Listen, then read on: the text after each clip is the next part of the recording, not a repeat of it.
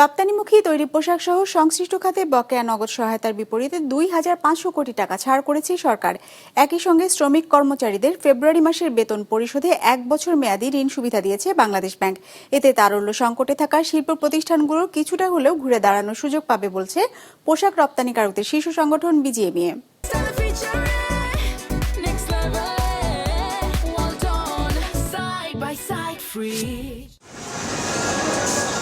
বৈশ্বিক ও অভ্যন্তরীণ অর্থনৈতিক চাপে নাভিশ্বাস ব্যবসা বাণিজ্যে।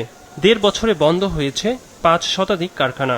এছাড়া জ্বালানি ও পরিবহন ব্যয় বৃদ্ধি এবং উৎপাদন খরচের ঊর্ধ্বগতির কারণে বেতন ভাতা পরিশোধে হিমশিম খাচ্ছে রপ্তানিমুখী শিল্প প্রতিষ্ঠানগুলো। প্রথমত সুইসকাল কিন্তু এশিয়ার জন্য খুবই একটা ইম্পর্টেন্ট। যদি বন্ধ হয় অথবা যদি কমেও যায়, যেভাবেই হোক না কেন আমাদেরকে বিকল্প একটা রাস্তা নিতে হবে। মিনিমাম ১৫ থেকে ২০ দিন কিন্তু লিড টাইম বেড়ে যাবে। সমুদ্র ওই পথে গেলে দাম বেড়ে যাবে। কেন ভেবে দাম বাড়বে? প্রথম কারণ হচ্ছে ফ্রেট বাড়বে, বিমা বাড়বে এবং অন্যান্য আনুষঙ্গিক খরচগুলো বেড়ে যাবে।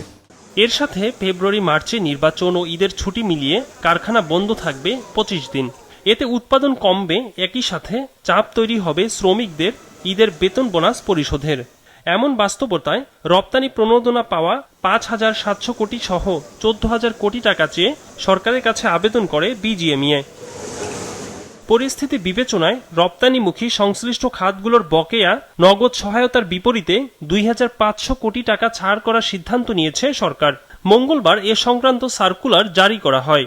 এই অর্থ শ্রমিকদের ব্যাংক হিসাব বা মোবাইল ফাইন্যান্সিয়াল সার্ভিস অ্যাকাউন্টে সরাসরি বেতন হিসাবে পরিশোধ করা হবে। বিজিএমইএ বলছে, এবার ঈদের আগে পোশাক শ্রমিকদের বেতন বোনাস এবং বিদ্যুৎ ও গ্যাসের বিল পরিশোধের প্রবল চাপ তৈরি হয়েছে। এই বাস্তবতায় বরাদ্দকৃত অর্থ মালিকদের জন্য স্বস্তি নিয়ে আসবে। যে ইনসেন্টিভটা গভর্নমেন্টের কাছে আমাদের পাওনা প্রায় ৬,৫০০ কোটি টাকা, তার মধ্যে থেকে ২,৫০০ কোটি টাকা ছাড় করা হয়েছে, এখনো বাকিটা রয়ে গেছে। আর দ্বিতীয় যে সহায়তা আমরা সরকারের কাছে চেয়েছিলাম, যেহেতু এক্সপোর্ট ডিক্লাইনিং এবং বিগত ২ মাস বিশেষ করে ফেব্রুয়ারি এবং মার্চ মাসের ওয়ার্কিং ডে কম থাকবে, আমরা একটা স্যালারি সাপোর্ট চেয়েছিলাম ২ মাসের জন্য। সেটা গভর্নমেন্ট চূড়ান্তভাবে ১ মাসের জন্য একটা স্যালারি সাপোর্ট দিয়েছে, যেটা ১২ মাসে পরিশোধযোগ্য।